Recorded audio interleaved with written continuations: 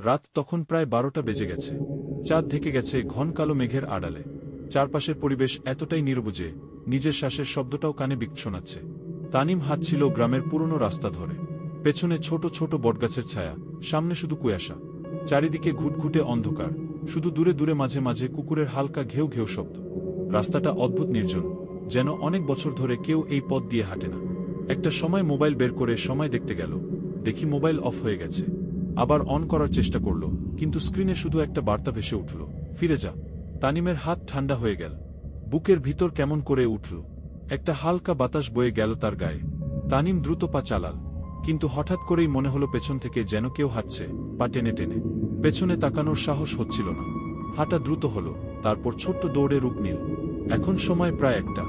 বাঁশবাগানের ভেতর দিয়ে শর্টকাটস নীল তানিম। বাঁশের পাতার ফাঁক দিয়ে আলো ঢুকছে না, সব কালো আর ছায়া ছায়া। পেছনে পা টেনে টেনে হেঁটে আসার শব্দটা যেন আরো কাছে চলে এসেছে। মনে হলো যেন সাদা কাপড়ে মোড়ানো একটা অবজব ধীরে ধীরে এগিয়ে আসছে। তানিম দৌড়াতে শুরু করল। হঠাৎ বাঁশগুলোর ফাঁক দিয়ে দেখা গেল ছোট্ট একটা মেয়ে দাঁড়িয়ে আছে। মুখ দেখা যাচ্ছে না, মাথা নিচু করে দাঁড়িয়ে। শুধু একবার হালকা গলায় বলল, থামিস না। তারপর হাওয়ার সাথে মিলিয়ে গেল কণ্ঠস্বর। তানিম সোজা দৌড়ে পুরনো পোড়া কুড়েঘরের কাছে চলে এলো। কুড়েঘরটা অর্ধেক ভেঙে পড়া, জানালাগুলো থ্যাতলানো।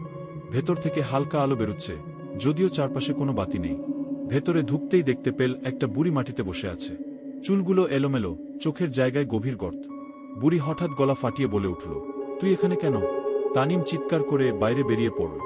মাঠ পেরিয়ে একটা পুরনো রাস্তায় উঠল। দুই পাশে শুকনো গাছ, কোনো পাতাও নড়ছে না, অথচ হালকা ঠান্ডা বাতাস বইছে। এখন সময় প্রায় 1:30। দেখতে পেল রাস্তার পাশে একটা বটগাছ। বটগাছের নিচে দাঁড়িয়ে কয়েকজন ছায়ামূর্তি ফিসফিস করে কথা বলছে। তানিম কান খাড়া করল। সেই শব্দ কানে এলো, পেছনে তাকাস না, পেছনে তাকাস না। কিন্তু কৌতূহলে সে পেছনে তাকিয়েই ফেল। আর সাথে সাথে দেখল সাদা মুখ, কালো ফাঁকা চোখ, হা করে তাকিয়ে থাকা একটা মূর্তি ঠিক তার পেছনে দাঁড়িয়ে। সেই মুহূর্তে তার শরীর জমে গেল। চোখের সামনে দুনিয়া ঘোলা হতে লাগল। পা যেন নিজের ইচ্ছায় নড়ছিল না। তানিম হিমশীতল শরীর নিয়ে শেষ শক্তি দিয়ে দৌড়াতে লাগল। কিন্তু রাস্তাটা যেন শেষ হচ্ছে না। একই গাছ, একই মাঠ বারবার আসছে।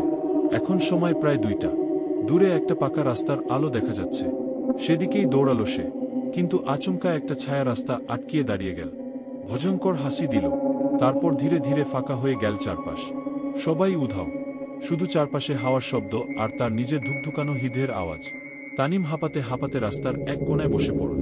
চোখ বন্ধ করে কিছুক্ষণ বসে থাকল।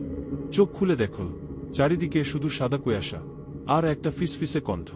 শেষ ডাক তো শুনলি, এবার তোর পালা। তানিমের দেহটা ধীরে ধীরে হাওয়ার সাথে মিলিয়ে যেতে লাগল। কেউ জানল না, কেউ দেখল না, শুধু রাতের গভীরে একটা শীতল বাতাস বয়ে গেল সেই পুরনো রাস্তাটার উপর দিয়ে।